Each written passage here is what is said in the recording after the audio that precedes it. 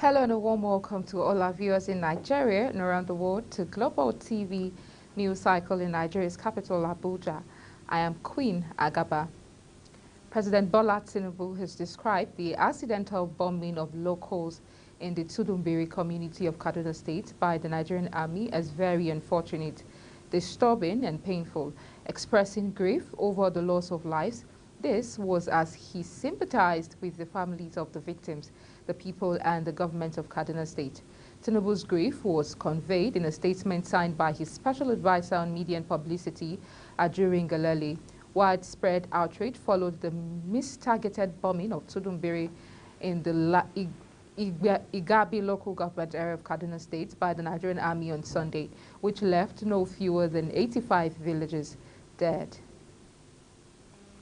The Supreme Court has dismissed an application by Emeka Ihedioha of the People's Democratic Party seeking to remove Hope Uzodinma from office.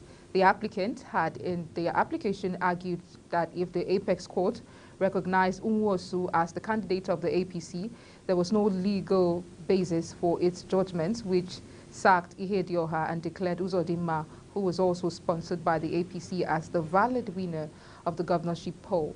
The applicant, however, sought the court for a consequential order directing the Independent National Electoral Commission, INEC, to issue a certificate of return to Ihedioha as the validly elected governor of Imo State in the 2019 election.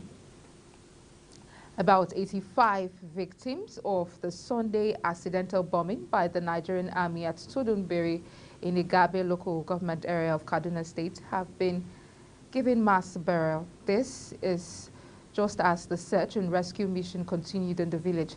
The Chief of Army Staff, Lieutenant General Taoreed Lagbaja, who visited the community on Tuesday, sympathized with the bereaved families. The Kaduna State government said the Nigerian army claimed responsibility for dropping the bomb on Tudumbiri in Igabi local government area of Kaduna State, which left no fewer than 85 villages dead. The House of Representatives Public Accounts Committee on Monday resolved to track the 192 projects that the Federal Roads Maintenance Agency said it executed with 60 billion naira COVID-19 funds released to it by the Office of the Accountant General of the Federation. This was as the committee grilled the Chief Medical Director of the University of Port Harcourt Teaching Hospital over the spending of 949 million naira COVID-19 intervention funds. The managing director of FEMA, Emeka Agabasi, at the hearing on Monday told the committee that the agency undertook 192 projects in the 6 geopolitical zones and completed 186, with only 6 left uncompleted. He said 34 of the projects were in the North Central, 30 in the Northwest, and 32 in the Southwest, 34 in the South-South, 27 in the Southeast, and 35 in the Northeast. The lawmakers were, however, not impressed by documents submitted by the FEMA boss. The committee subsequently decided that it would undertake a tour to inspect the projects. The Plateau State House of Assembly on Monday warned the state chapter of the All Progressives Congress against causing any breach of peace in the state, saying that the House is still on recess. The 24-member assembly, dominated by People's Democratic Party lawmakers, had adjourned plenary till January. However, 3 days later, the Court of Appeals sacked all the 16 PDP lawmakers in the state and declared candidates of the All Progressives Congress winners of the election conducted in their various constituencies. Addressing the allegation that the House was closed to prevent the newly declared lawmakers from resuming, the Speaker, Gabriel Dewan, who was elected on the platform of Young Progressives Party, in a statement clarified that he did not close the House purposely to prevent the swearing-in of incoming members. And in commemoration of the International Day for Persons with Disabilities, in line with the theme United in Action to Rescue and Achieve the SDGs for with and by persons with disabilities, the Set the Seed Foundation, in a dialogue event, launched the Disability Impact Fund. Global TV's health correspondent brings the report. The vision of creating active participation in the society for persons with disability. Major stakeholders in the disability community gathered at the International Disability Dialogue event by Cedar Seed Foundation to commemorate the International Day for Persons with Disabilities with the Disability Impact Fund. Speaking on the impact of inclusion, the country director Action Aid made emphasis on unity. The emphasis on unity in action resonates profoundly with the value we uphold, recognizing the pivotal role of collaboration in achieving meaningful change. Young Global Leaders Network representative Veronica Loco further speak on the gap people with disability are facing. The team united in action to rescue and achieve the SDGs for, with, and by persons with disability is a wake-up call to address gaps faced by people with disability in our society and provide possible solutions, which is very crucial in achieving the aim of this dialogue. Lugard Okonobi of the NIGWID project called on the federal government to simplify the Disability Act by producing it in different languages. A lot of people are even not aware that there is such an act. So on my own part, I think government should try and see how they can also simplify the act and produce it in different languages such that the persons with disability will be able to understand it and be able to hold government accountable. On the strategic plan and launching of the Impact Fund, Lois Alter said is set up to ensure the achieving of the Disability Act objectives, among others. The Disability Impact Fund was inspired by the exclusion of persons with disabilities from public and private sector agenda. And we are tired of the discrimination and exclusion. And we want to move from inclusion to participation and from participation to representation. We want to launch this Disability Fund, and I encourage all partners here to do the same. We have heard the 3 thematic areas that they want to work with, which is very key in elevating the sufferings of persons with disability. The day is celebrated with the aim of understanding disability issues and gaining support to ensure that the right to well-being, dignity, and equal opportunities are practiced. Fauzia Lukman, Global TV News. The National Youth Service Corps NYSC Foundation has taken steps to empower youth in the country with the disbursement of 400,000 Naira loan for each of the 7 distinguished corps members selected to enable them invest in their preferred businesses. Speaking at the disbursement ceremony at NYSC Directorate Headquarters at the Gowon House, Abuja, the NYSC Director General Yushau Ahmed advised the beneficiaries to be prudent in their usage of the loans. Global Television's correspondent Anthony Mamadou brings us details. General Ahmed, who was represented, warned the beneficiaries to be prudent in the usage of the loans received as they are meant to pay back, thus the need to be steadfast and successful. To further improve the quality of the Nigerian youth. Because a youth that doesn't have meaningful engagement, that doesn't have a business, that is not employed, cannot be expected to contribute to the development of any nation.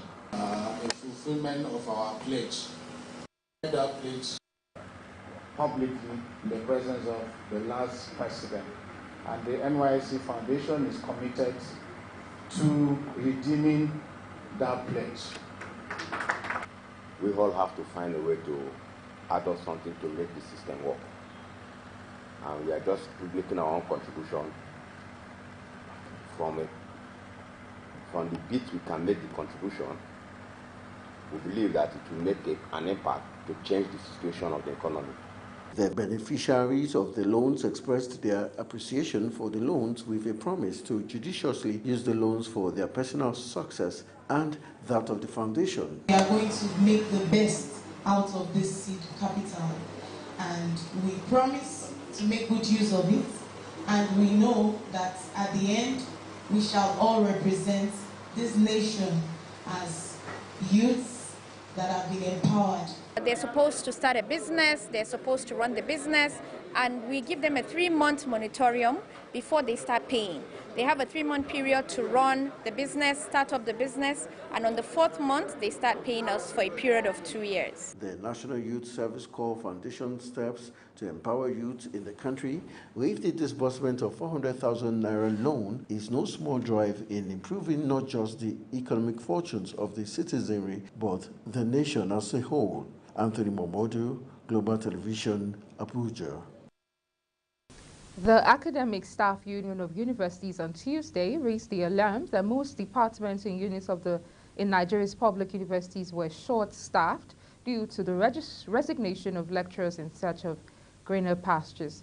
The chairman of the University of Ibadan chapter of ASU, Ayo Akinwole, who disclosed this in Ibadan, Oyo State, said Nigeria's public universities were in very pitiable conditions with stress and frustration visible in the faces of poorly remunerated lecturers. The chairman stated that poor and delayed salaries, unpaid allowances, poor infrastructure, lack of respect for academic community, and the seeming dwindling hope are some of the factors responsible for the resignation of lecturers in the past few months.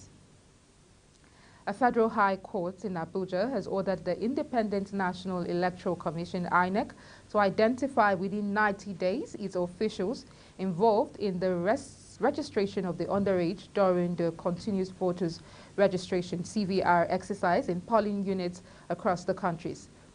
Justice Obiora Egwatu, in a judgment, also directed the culprits to be produced and handed over to the appropriate law enforcement agency for investigation and possible prosecution.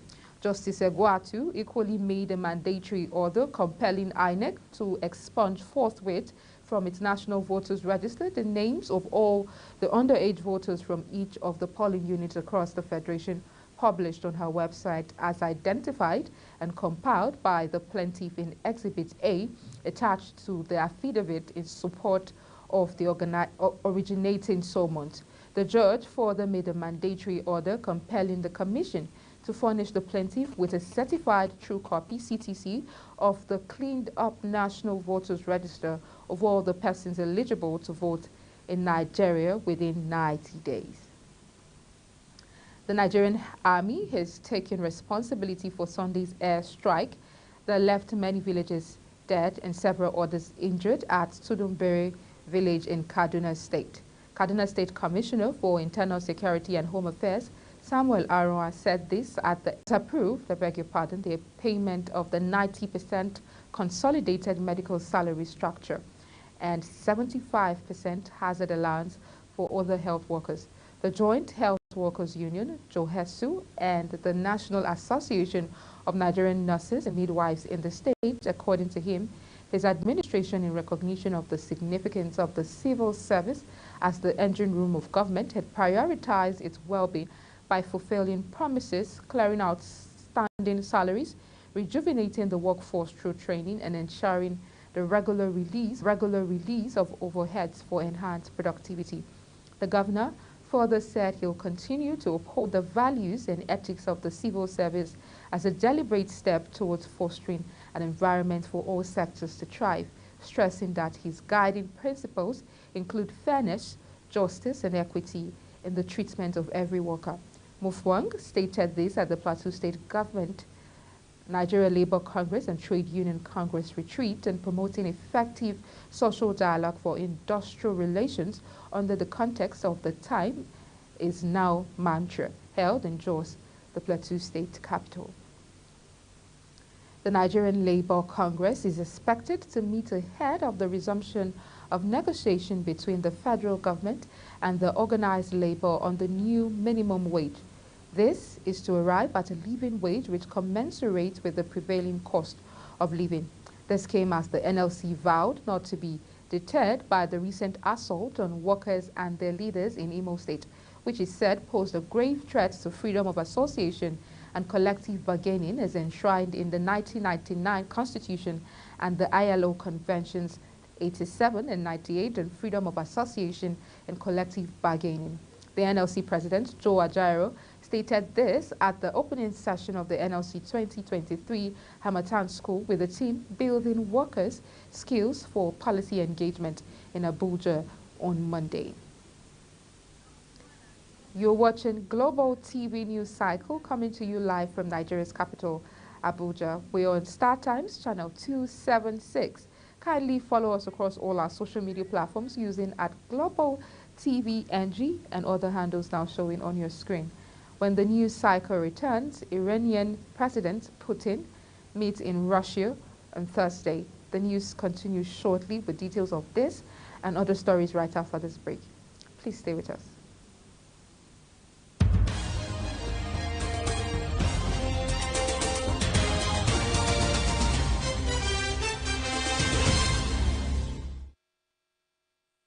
Welcome back. This is Global Television bringing you live broadcasts of the news cycle from Nigeria's capital, Abuja. And on the foreign scene, Iranian President Ebrahim Raisi will visit Russia on Thursday for talks with Vladimir Putin, the Kremlin says, as the two countries strengthen economic and military ties in the face of Western sanctions. There will be Russian-Iranian negotiation on December 7th. Kremlin spokesman Dmitry Peskov told reporters when asked about media reports of Raisi's impending visit. Raisi would be traveling to Moscow following an invitation from Putin. And Tanzanian President Samia Suluhu Hassan, escorting short her attendance at the COP28 climate summit amid deadly floods and landslide back home. At least 50 people in the northern Hanang region died after disaster struck over the weekend. The leader's spokesperson says around 5,600 people have been affected. Homes and infrastructures were damaged by the heavy rains, which have also had an impact on farmland, directly threatening the people's livelihoods. 400 rescue workers have been sent to Hanang region. However, in a statement released on Monday, MS Yunus stated that the rescuers are operating under challenging conditions such as defective telecommunications, blocked and damaged roads. In business, the federal government says it will soon commence disbursement of funds under its presidential palliative program targeted at alleviating the impact of the fuel subsidy removal. In a statement by the Minister for Industry, Trade and Investment, Doris Uzoka Anite, said the programs consisted of the Presidential Conditional Grant Program and the Presidential Palliative Loan Program. For the Presidential Palliative Loan Program, it said the federal government will disburse 75 billion naira to micro, small and medium-sized enterprises across various sectors and 75 billion naira specifically to manufacturers. The loan will be administered to the beneficiaries at a single-digit interest rate of 9% per annum. Huge crowd besieged banking halls on Monday as customers moved to link their bank verification numbers and national identity numbers to their bank accounts. This followed the new directive of the banking regulator to the banks on Friday to bar customers who were yet to link their BVN and NIN from having access to the accounts. CBN says in its new directive that existing customers must ensure all operated accounts and wallets created through agents are fully profiled in the NIBSS ICAD and tagged with valid and correct BVN and or NIN. In sports, Napoli striker Victor Osimhen was named as the Italian Footballers Association Footballer of the Year for his stellar showing with Napolitans last season. The award ceremony held on Monday night also had other accolades, including the Team of the Year, Coach of the Year, Club of the Year, and Goal of the Season. Osimhen's 26 goals were instrumental in helping the Partenope win their first scout in 33 years. This feat has also seen the Nigerian nominated for many awards, including the FIFA Best and Ballon d'Or. And that's it on Global TV News Cycle. We're on Star Times, channel 276. Kindly follow us across all our social media platforms using @Global TV NG and other handles now showing on your screen. I am Queen Agaba. Thank you for watching and see you again.